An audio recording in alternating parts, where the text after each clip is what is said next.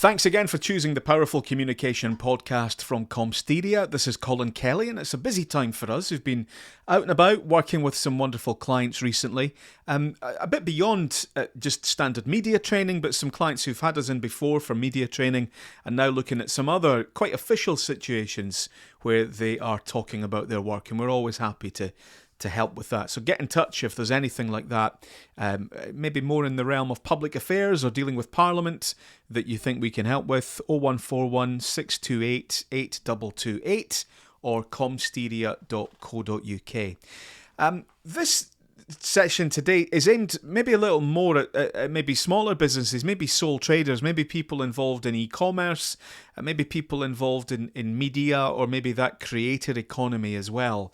There's been a few changes that I've recognised recently with social media and the sort of monetization around it, and I think there's a few people who risk getting caught out by it. I think there's a few people maybe looking, they're not so much looking for shortcuts, it's maybe just that their heart's not in it, and they think that this is the way it all is now.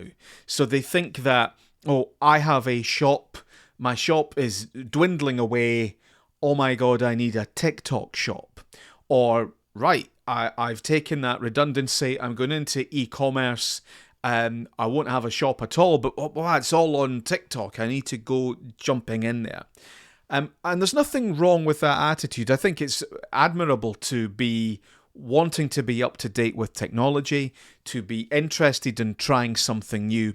There's a value in that regardless of how it turns out. What I would caution is, if your heart's not in it, TikTok is not the place to be. I have never heard no one's ever come to me and said, I love TikTok, I love e-commerce, this is what I really want to do with my life, I love this stuff, can you help me? Right, because those people figure it out and do it anyway. Those people are native to the platform, it's part of their identity, and it is a very natural step for them. In the same way that there are certain people who identify as YouTubers. They don't come to someone like me and say, can you help me be a YouTuber? The people that get the most success from it, that is simply who they are. Now, if it's not who you are and you'd like to do it, that's fine, you can do it, we can help you, and you'll get something from it. But if you're thinking that this is somehow going to salvage a physical business on the high street that's not doing very well, or that it is some sort of shortcut into a lifestyle business and this dream that you have, then I would want to measure or manage your expectations there. You're probably going to be disappointed. You can still do it, you'll get something out of it, but if you're thinking that this is easy, or that this is the dream, then it really isn't.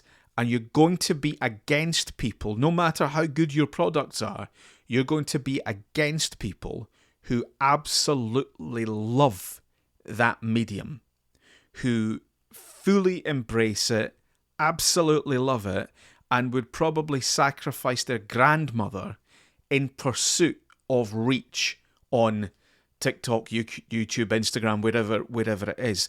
Now, if you're not that, and the reason I say this is because almost everybody that I meet, I'm 48, almost everybody I meet tells me, I hate social media, I hate my phone, I want to spend less time on it. So how do you square that with an environment that demands almost constant input and feeding of the algorithm from you? It's probably going to make you unhappy. It may even make you ill.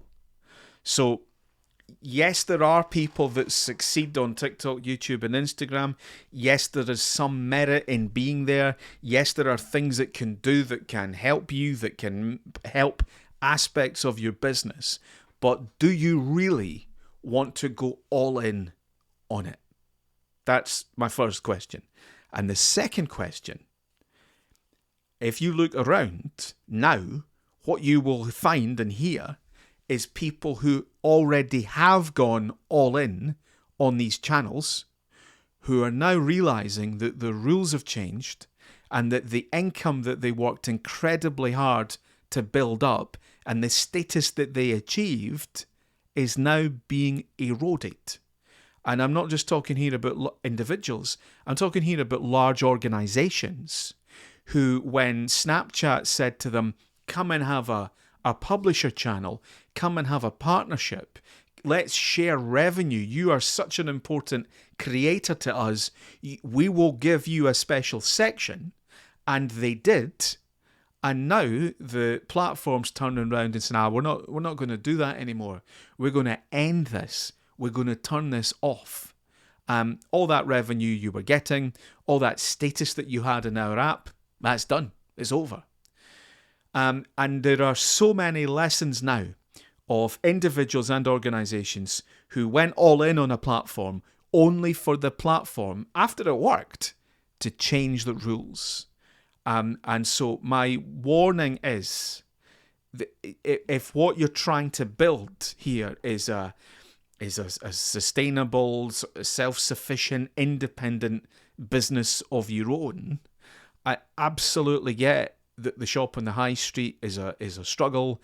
I get that building your own website, your own e-commerce, I get that that's expensive and time-consuming. And I get that TikTok and Instagram and YouTube are shiny and glitter, and you probably hear other people having success. I get all that. It's all valid. It's real. But what I would ask you is, these stories about success, are they now or are they dated? It might be that you're already behind and that things have already changed. And the second thing is, these people who you see having the success, are they anything like you? Could you be those people for a day or two? And do you actually understand? You see the posts and you see the happy stuff that they choose to share, but do you actually understand what life is like for them?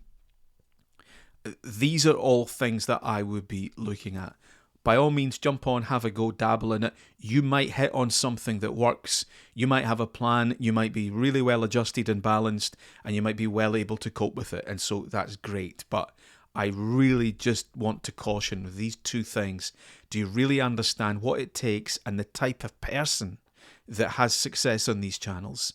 And secondly, even if they do, how quickly and the kind of cavalier attitude of these platforms just to change the rules. And is that a safe place for your business, for your livelihood to be? I think if it's a side hustle, if it's an experiment, if it's something extra, if it's something fun and it's a hobby and you just wonder where it goes, or you're dipping your toe into something like e-commerce just to figure it out, great, absolutely great, but be really careful. From what I see, they're becoming less sustainable, not more sustainable. My guess is that behind it all, eventually, what you will see is the Old Pals Act. You will see the same big brands, private equity, big money, just as the music industry, right? Anyone can self-release a song. I've done it, right? But the big record labels basically still control everything. You can have it, it'll go out there, people can listen to it, right? You can have your shop and I can go on and I can see stuff and I can buy stuff. But the odds are stacked against you because you're still pushing against the machine. That hasn't actually changed at all. So good luck and be careful. And if you would like some help with any aspect of this or even to talk it through, do give us a shout here at Comsteria.